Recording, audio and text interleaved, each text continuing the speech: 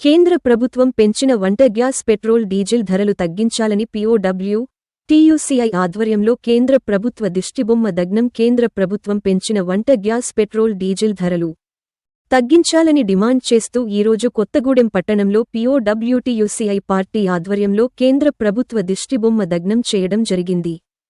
ఈ సందర్భంగా పీఓడబ్ల్యూ రాష్ట్ర పూర్వ ప్రధాన కార్యదర్శి చంద్ర అరుణ, జిల్లా కార్యదర్శి కె కల్పన మాట్లాడుతూ నరేంద్ర మోడీ ప్రభుత్వం మరోసారి దేశ ప్రజలపై పెనుభారాన్ని మోపిందని వారు మండిపడ్డారు. చంద్ర అరుణ, ప్రగతిశీల మహిళా సంఘం రాష్ట్ర నాయకురాలని. ఈరోజు కేంద్ర ప్రభుత్వం పేద ప్రజల మీద, మధ్యతరగతి ప్రజల మీద పెనుభారాన్ని మోపేటువంటి నిర్ణయం తీసుకుంది.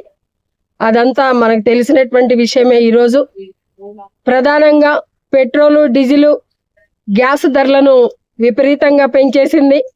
నష్టాలు వస్తున్నాయనేటువంటి పేరుతోటి, నష్టాలను పూడ్చుకోవాలనేటువంటి పేరుతోటి ప్రజల మీద భారం వేయటం అనేటువంటిది సరికాదనేటువంటి మేము భావిస్తున్నాం.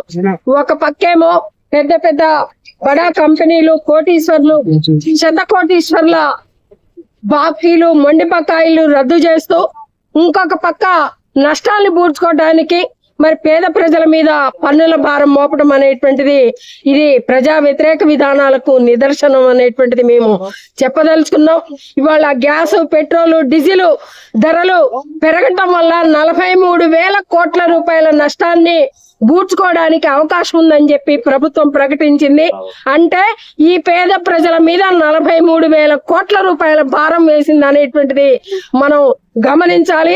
ఇవాళ ఈ పెట్రోలు, డీజిల్, గ్యాస్ ధరలు పెంచటం మూలంగా ప్రజలు, మధ్యతరగతి వాళ్ళు కొనుక్కునేటువంటి అన్ని నిత్యావసర వస్తువుల రేట్లు, మన ఉప్పు దగ్గర నుండి, పప్పు దగ్గర నుండి, తలకు రాసుకునేటువంటి నూనె దగ్గర నుండి అన్ని రవాణా ఛార్జీలు అన్ని కూడా పెరిగేటువంటి అవకాశం ఉంది. అందుకని ఇవాళ మోడీ గారు ఏదైతే వికసిత భారత్, సబ్కా సాత్, సబ్కా వికాస్ అనేటువంటి చెప్పే మాటలకు అర్థం లేదు. అవి నీటి మీద రాతలు మాత్రమే. దేశంలో ప్రజల పరిస్థితి మాత్రం ఆ విధంగా లేదు. మోడీ గారు చెప్పినట్టుగా అభివృద్ధితోటి పరుగులు పెట్టట్లేదు. ఇవాళ అధపాతాళానికి అణగదొక్కేటువంటి చర్యల్ని బీజేపీ ప్రభుత్వం అనుసరిస్తా ఉంది.